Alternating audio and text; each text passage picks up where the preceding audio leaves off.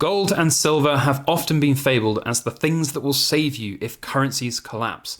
And I would agree entirely with that. I think that if you have metals in your portfolio and your dollar, your pound, your euro completely goes away to nothing, then you'll have something at the other end that you can use to get money for whatever you might need. But in that short term, in that immediate apocalyptic scenario, gold and silver are pretty useless.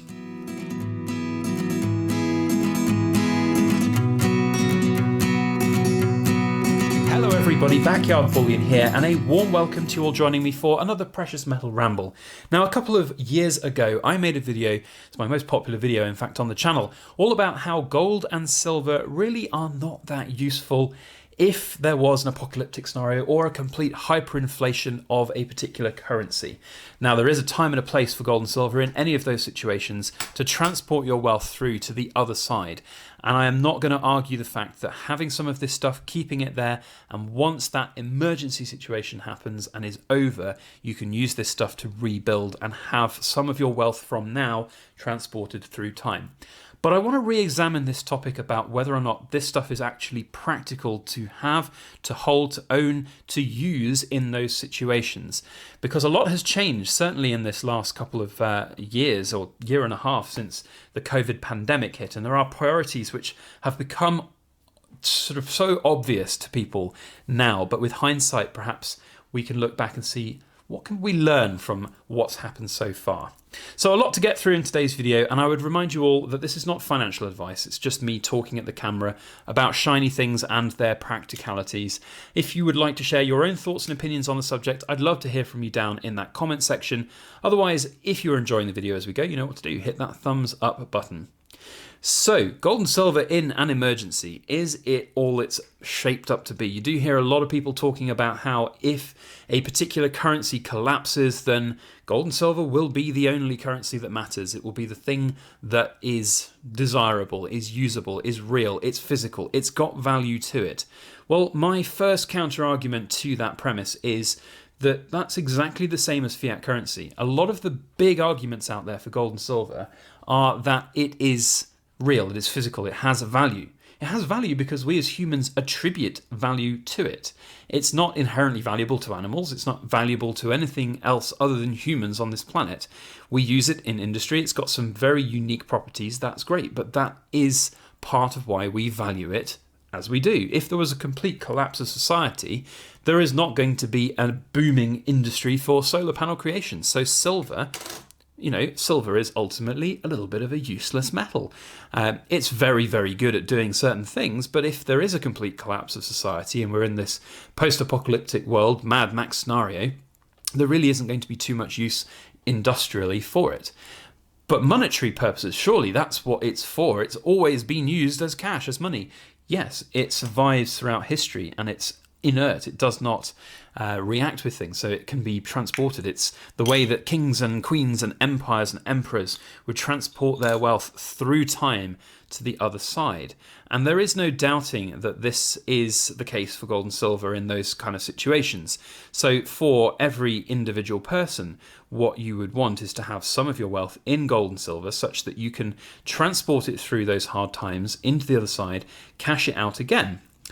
Fine, you can definitely do that, but would you be able to use this stuff as real money in the real world? Could you take it down to the shops and buy stuff? Could you go down to the barter market in your apocalyptic Mad Max scenario world and use it to get things? Possibly, probably, maybe not in the first couple of days, weeks and months. There are going to be other things which are much more important.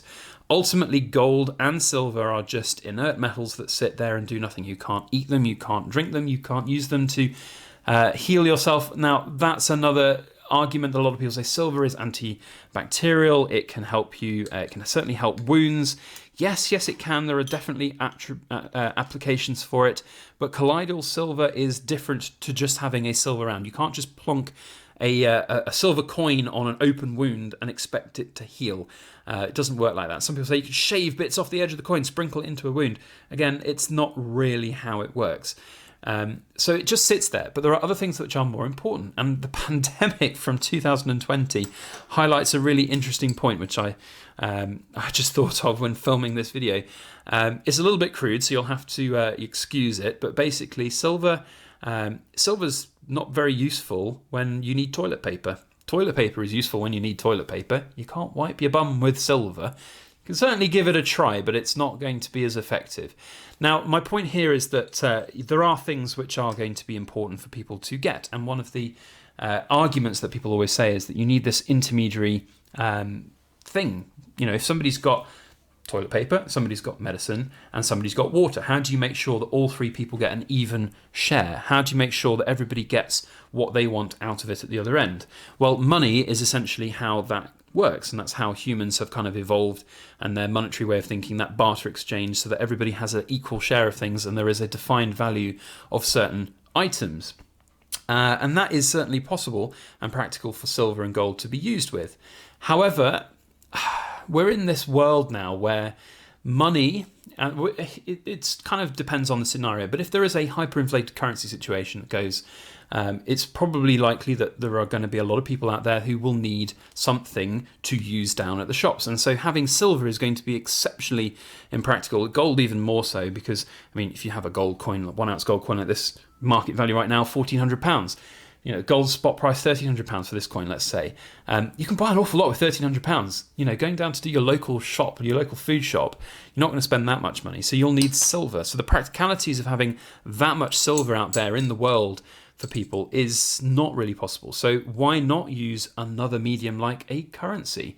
And so for a true apocalyptic scenario for where there is going to be no more currency of your home nation, it is much more likely that other forms of currency, like well-recognized currencies like the dollar, for example, will be used around the world, used in those countries to get by, to barter with. The dollar holds value. It's that kind of world reserve currency at the moment. Now, whether it will stay that world reserve currency into the future is anybody's guess. Of course, there are a lot of worries about that. And even if that happens, if the US dollar collapses, it will have a huge impact, don't get me wrong, but it will not necessarily mean the entire collapse of every other currency around the world. And even if it did, I would suspect very quickly you'll see replacement currencies implemented from US governments, and it would not necessarily be made of silver or backed by silver or gold. It would very much be, a situation where we need something to get by with, so we're going to create a new dollar. It's happened throughout history when currencies collapse. And that is very, very much the track record of historical currencies. Fiat currencies are always doomed to fail. That's what everybody always says. But they are replaced by other currencies. The dollar, the pound, they've all been pseudo-replaced over time. And it is interesting that people forget that. So yes, a currency can fail, but it doesn't mean that that entire nation, that entire country will just go to pot and that you'll need gold and silver. So in the short term, I really can't see a place for this stuff. It's not going to be, you're not going to need fractional silver. You're not going to have to go down to the shops with it. You're not going to need to go down to, I've heard people saying you could buy houses in Venezuela for an ounce of gold. You could buy an entire week's worth of shopping for 1 ounce worth of silver in Venezuela. I have no doubt that there were people who were probably doing that, but the practicalities, once again, of wandering down with your gold and silver is not really very applicable in that short term. Now, we've seen quite a shift and change in the world and the mentality of the world since the pandemic started in 2020, and the panic buying is very much a real thing. Having the things that we need to survive, or the things that we think we need to survive, is much more important, I think, for the general world population than it is having gold and silver. There was not a panic buy of silver and gold after the collapse basically of the markets in March 2020. In fact, silver collapsed down massively and gold a little bit too. They've since, of course, come back up to the other side, but that's not because of the masses in the world going out and buying gold and silver. The vast majority of people in this world don't know the true value of gold and silver and why it's important. So there is this, this sort of ignorance almost of these metals really being that safety net for the future, and that's why I have them. I don't have them because I believe that any day now the dollar or the pound or the euro will completely collapse and I'll need this stuff physically to go down to the shops to buy my stuff. What I will very much admit is that I want this stuff so that if my currency, if the pound goes to pot, I will have something at the other end that I can transport my wealth through time too. And that's why this stuff will be useful in an apocalyptic scenario, not, in my opinion, going down to the shops. Now, I know that's going to be a pretty controversial opinion. I know there's a lot of people out there who think very differently to me than that, and that is absolutely fine. But I really can't get on board with this idea of it being needed. I have nothing against prepping and being prepared for those kind of things. In fact, I would very much advocate it these days. You don't know what's going to happen in this world. Certainly with supply chain interruptions right now that's happening throughout the Western world, and even, to be honest, all the whole world at the moment is going to pot in terms of availability of building supplies, wood, things like that. It's just different to how we were before. So there is nothing wrong in being prepared for that, but I think have a pinch of salt with it and understand that, in those situations, in those scenarios, it's really not necessarily as easy or as practical as you might think. And certainly in terms of silver versus gold, that's the last little segment of this video that I want to touch on. A lot of people think that having the silver is more important than having gold. I mean, ultimately in those scenarios, as I think I've tried to demonstrate from my points here today, that the practicalities of it are not particularly great for that short term, but in the long term, yeah, it's really important to have. But if you're in this world where, society has collapsed, let's call it, and there are gangs and roaming bands of people wandering around, burgling and robbing and getting anything that they can get their hands on, having a couple of 100 kilo stack of silver or even a monster box of silver, it's not very practical. You can get a couple of gold coins, put those in your pocket and walk out the door, run away, move house very quickly. But silver, very, very clunky, for its wealth value, it's incredibly not good in terms of storage of wealth. Gold ultimately is actually quite good in terms of that storage of wealth, but still not as good necessarily as other.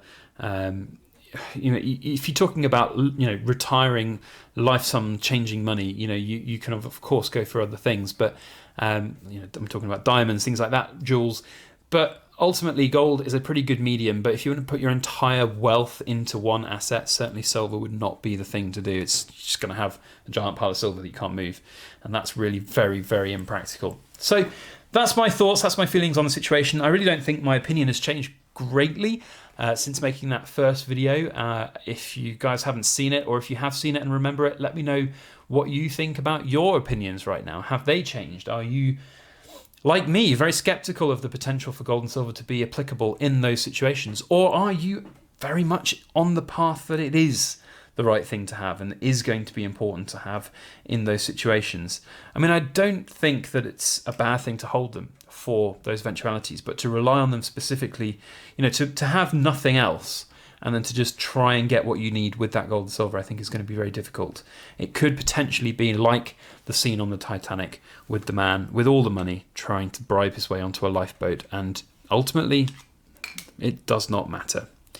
So let me know your thoughts and opinions down in the comment section. If you've liked today's video, if you've loved the coins that I've been showing as I've been talking, especially this 50 pesos, my favorite coin of all time, then make sure you hit that thumbs up button and share it around through your social media as well. And if you want to see videos like this in the future, then let me know by hitting that subscribe button with the alarm bell on for notifications. Otherwise, we'll see you next time. A big thank you to you all for watching. And as always, please make sure that you like, share, comment, and subscribe for more.